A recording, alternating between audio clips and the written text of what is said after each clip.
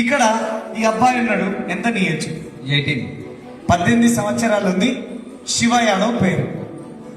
ఈ బిజినెస్ తీసుకున్నది వీళ్ళ నాయన బస్ కండక్టర్, బస్ డ్రైవర్.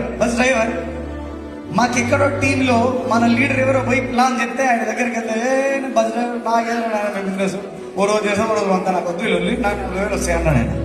ఊరే 40,000 ఎట్లా సరిపోతుందా నీకు అని లెక్కలేసి చెప్తే ఓ అమ్ము నిజంగా భయం అవుతున్నాను, నేను జాయిన్ పడ్డాను.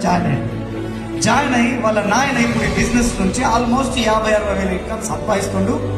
మా పిల్లగానికి 18 ఏళ్ళు పడగానే జాయిన్ చేద్దాం సార్ అని 18 ఏళ్ళు పడితే 6 నెలల ముందు ఈ పిల్లోని జాయిన్ చేసినాం. ఈ వెస్టీజ్ లో డైమండ్ డైరెక్టర్ అనే లెవెల్కి వచ్చింది. ఇప్పుడు ఈయన ఇన్కమ్ ఎంత అడుగుదాం? మీ ఇన్కమ్ ఎంత? Highest 84,132 rupees. 84,000 చిల్లర ఉన్నది ఈయన ఇన్కమ్. వీళ్ళ నాయన ఆల్రెడీ కారు కొన్నాడు, అదే కరెక్ట్ ఈయన నడుపుతున్నాడు. 18 ఏళ్ళ పిల్లోడితో పని అయింది. ఇప్పుడు ఈయన చూడండి, హరిశంకర్. ఈయన మాకు తెలిసిన వ్యక్తి కాడు, దోస్తు కాడు, దొంగ ఎవరు కాదు. జిరాక్స్ సెంటర్లో పోయి మా జిరాక్స్ సెంటర్కి వచ్చి కాగితాలు జిరాక్స్ తీసుకొని బయటకు వస్తుంటే, ఏం తమ్ముడు కిన్ని పేపర్లు పట్టుకొని పోతున్నావు అని అడిగాడు.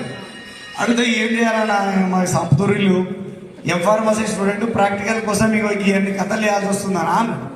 మరి ఇంకా ఎన్ని రోజులు అవుతావా? నీ తోటలంతా పైసలు సంపాదిస్తున్నారు, ఇక చూడు ఈ పిల్లగాడు 18 ఏళ్ళకి ఇంత సంపాదిస్తుండు అని చెప్పిన ఒక ఆయన చూపించి, ఓ అమ్మ ఏం బిజినెస్ అన్నా అది అన్నాడు. బిజినెస్ అయితే అయినాడు, వెళ్ళిపోయాడు, ఇంకా కనవడలేదు.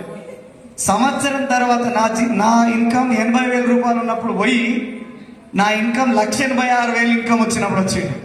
సంవత్సరం పోయిండు, తర్వాత వచ్చిండు. ఎవరు నా ఫోటో పంపిస్తే, అరే ఈయననే నాకు ప్లాన్ చెప్పింది, ఈయన కాళ్ళనే జాయిన్ అయినా, నా నెంబర్ ఉందో లేదో జరాకు ఫోన్ చేస్తే నెంబర్ కూడా ఉందని చెప్పి మళ్ళీ వచ్చి జాయిన్ అయిన బిజినెస్లో. 25 సంవత్సరాలు హరిశంకర్, ఎంఫార్మసీ స్టూడెంట్. పోయిన నెల ఈయన హైయెస్ట్ ఇన్కమ్ ఎంత ఎత్తులో చూడు, 1,13,270 రూపాయలు. ఏం కారు కొంటున్నావు? ఎన్ని పైసలు? 15 lakhs కారు కొంటున్నా. ఈ మంత్ తీసుకుపోతున్నా. ఈ మంత్ జనవరి 26వ తారీఖు నాడు కారు తీసుకోబోతుండు. వీళ్ళందరూ తల్లిదండ్రుల మీద ఆధారపడ్డ వీళ్ళ కాళ్ళ మీద